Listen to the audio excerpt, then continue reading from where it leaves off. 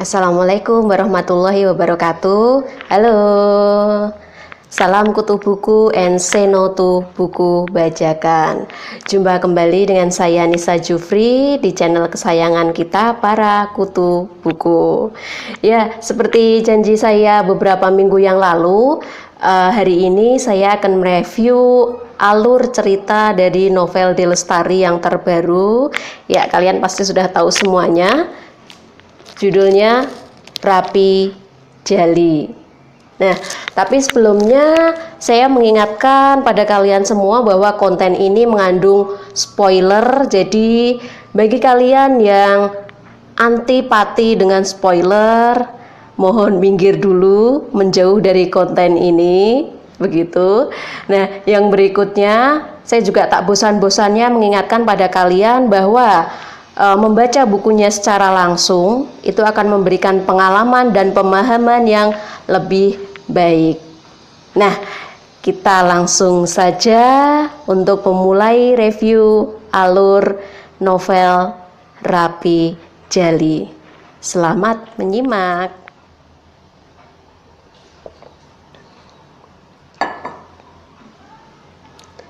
Bab 1. Cerita dari novel ini dimulai dengan kemunculan karakter laki-laki tua berdarah Kaukasia bernama Yuda Alexander di sebuah rumah pemenangan. Yuda datang ke tempat tersebut untuk menemui seorang laki-laki bernama Guntur Putra Sasmita. Nah, siapakah Guntur Putra Sasmita itu? Guntur adalah seorang wali kota yang masa jabatannya akan berakhir pada tahun ini dan sekaligus ia juga memulai debut pencalonannya sebagai calon gubernur pada tahun ini juga. Nah, bukan tanpa alasan Yuda datang menemui Guntur. Tujuan dia adalah untuk meminta Guntur merawat cucunya yang bernama Lovinka atau yang biasa disebut Pink.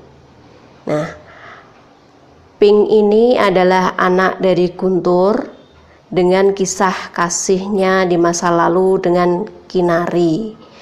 Kinari adalah anak Yuda Alexander yang sekarang sudah meninggal. Nah, di masa pencalonannya sebagai gubernur, Guntur pasti sangat mementingkan reputasi dan nama baik. Jadi ia tidak bisa serta-merta mengiyakan permintaan dari Yuda Alexander untuk merawat Pink. Ia masih butuh waktu untuk memikirkan hal tersebut. Bab 2. Pink adalah gadis kelas 12 SMA. Ia memiliki bakat alami, bisa menangkap suara-suara dari sekitarnya hingga menjadi sebuah musik. Bahkan suara ombak sekalipun masuk ke telinganya sebagai alunan musik. Pink sangat menyukai pantai dan ombak karena hanya di sanalah dia bisa tidak peduli dan mengistirahatkan diri. Pada bab ini juga diceritakan bahwa Pink memiliki seorang sahabat bernama Oding. Bahkan keluarga Oding sendiri pun sudah menganggap Pink sebagai anaknya. Bab 3. Pada bab 3 ini dikisahkan tentang masa lalu Yuda Alexander melalui kenangan Acep. Yuda Alexander dulunya adalah seorang pemusik terkenal dari kota Bandung. Ia memiliki band yang sangat terkenal. Tapi tahu sendirilah, untuk pergaulan anak band pastinya kan akan rentan dengan obat-obatan terlarang. Dan hal ini jugalah yang ternyata membuat beberapa anggota band dari Yuda Alexander meninggal. Akhirnya ia memutuskan untuk pensiun dari dunia musik dan hiburan dan berencana untuk memboyong keluarganya pindah ke Pangandaran. Tapi sayangnya belum terlaksana. Hesti, istri dari Yuda Alexander, keburu meninggal dalam kecelakaan di puncak. Akhirnya tinggallah mereka berdua, Yuda dan Kinari, yang pindah ke Pangandaran. Pada bab ini jugalah diceritakan awal mula kedekatan keluarga Acep dan juga keluarga Yuda Alexander. Jadi ayah dari Acep adalah orang yang membantu Yuda Alexander dalam mendirikan hotel di Pangandaran. Dan setelah sepeninggal ayah Acep, Yuda jugalah yang akhirnya menjadi pengganti ayah Acep. Yuda rela mengantarkan Acep mengikuti kejuaraan selancar sampai ke luar negeri. Bahkan Yuda juga yang membantu ia merenovasi warung uzur warisan orang tuanya hingga menjadi restoran paling besar di Batu Karas. Dan Yuda jugalah yang membantu Acep untuk mendirikan server center di Batu Karas.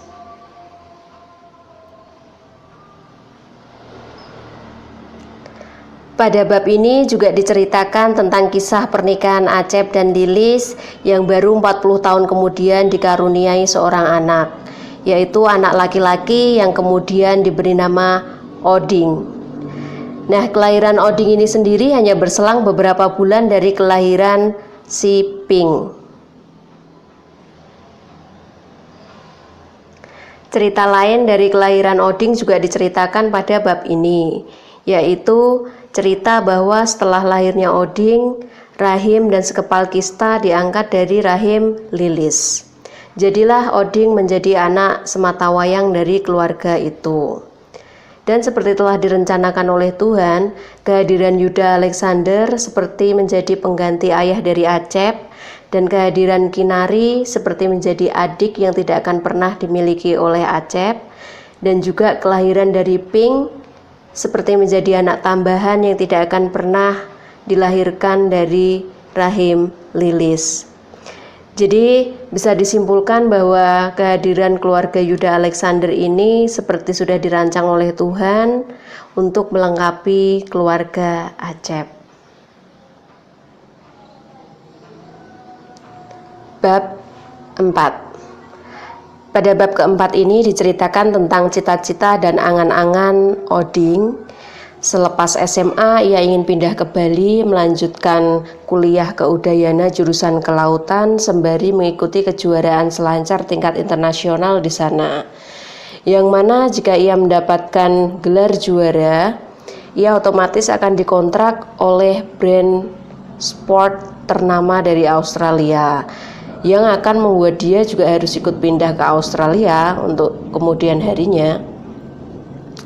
Sebenarnya tanpa harus kuliah sekalipun, jalan karir Oding sudah sangat terbentang lebar. Berbeda dengan jalannya Pink. Berlainan dengan jalan Oding yang terang benderang. Pink merasa jalannya begitu remang-remang. Memang banyak orang yang bilang bahwa Pink berbakat dalam musik. Tapi untuk kebenarannya sendiri, ia pun juga tidak tahu. Pink tidak pernah sekalipun mengecap pendidikan formal musik. Satu-satunya pendidikan musik yang ia dapat adalah dari kakeknya Yuda Alexander dan dari The Breho. The Breho adalah band bentukan kakeknya yang mayoritas anggotanya kakek-kakek.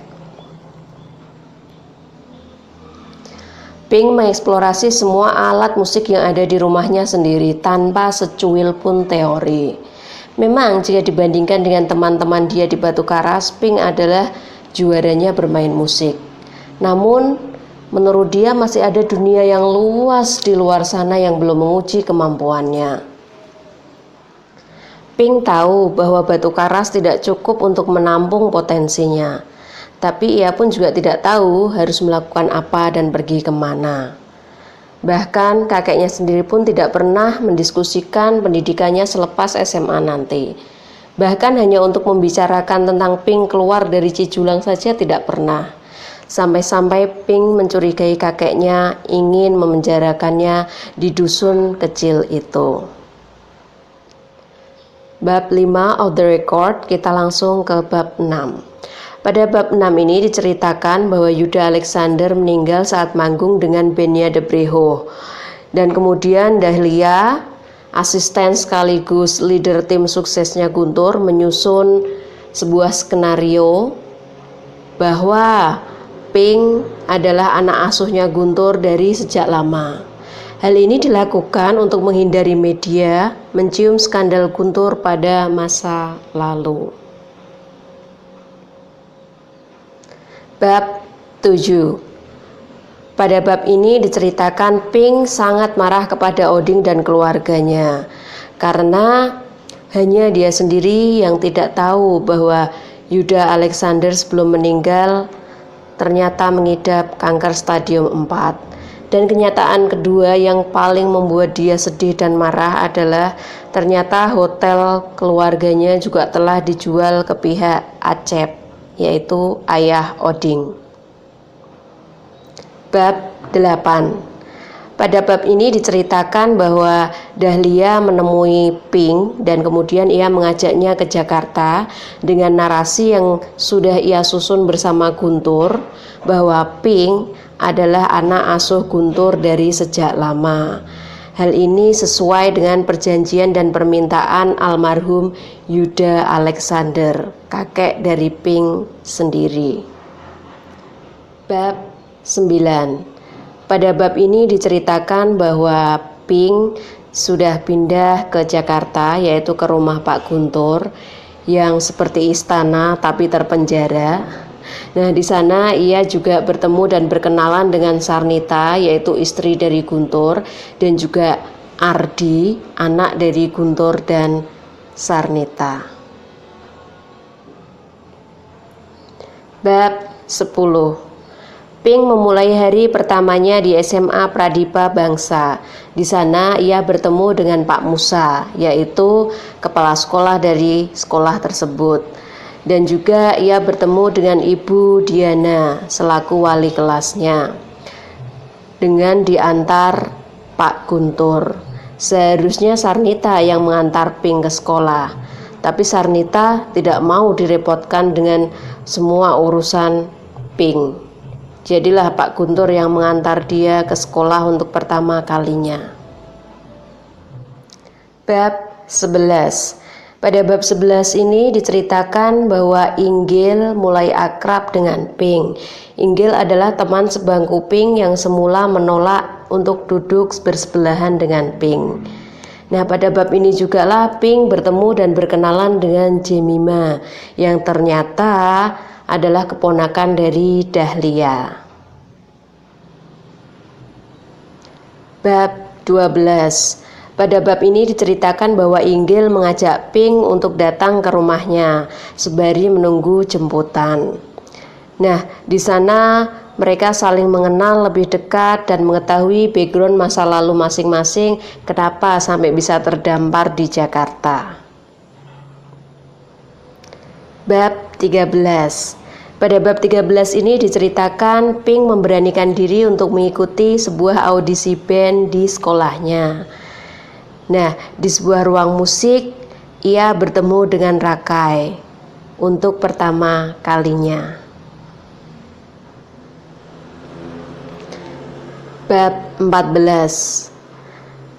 Pada bab ini diceritakan tentang siapa Rakai. Rakai adalah seorang anak tunggal yang hanya tinggal dengan ibunya karena kedua orang tuanya sudah bercerai.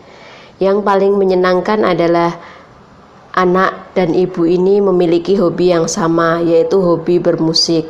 Bahkan sampai-sampai mereka membangun sebuah studio kecil di rumah sederhana mereka. Bab 15. Nah, setelah serangkaian audisi, akhirnya band bentukan Rakai terwujud juga. Nah, tapi sekarang masalah baru muncul nih. Nah, masalahnya adalah band mereka baru beranggotakan 3 orang saja. Padahal minimal untuk mengikuti perlombaan Piala Wali Kota, mereka harus terdiri dari 4 personel. Nah, secara mengejutkan akhirnya Jemima menawarkan diri untuk menjadi vokalis dari band bentukan Rakai tersebut. Nah, seperti yang sudah diketahui bahwa Jemima kemampuan menyanyinya sebenarnya hanya di bawah rata-rata. Oke nerd, itulah tadi review alur cerita novel Rapi Jali karya D. Lestari bagian 1. Iya, saya akan mengunggah review alur cerita novel ini menjadi 2 bagian. Nah, yang bagian 2-nya insya Allah akan saya unggah beberapa hari kemudian. Nah, jika kalian merasa video ini menghibur dan bermanfaat, jangan lupa tinggalkan like, komen, dan subscribe. Dan akhir kata, wassalamualaikum warahmatullahi wabarakatuh. Salam kutu buku and say no to buku bajakan.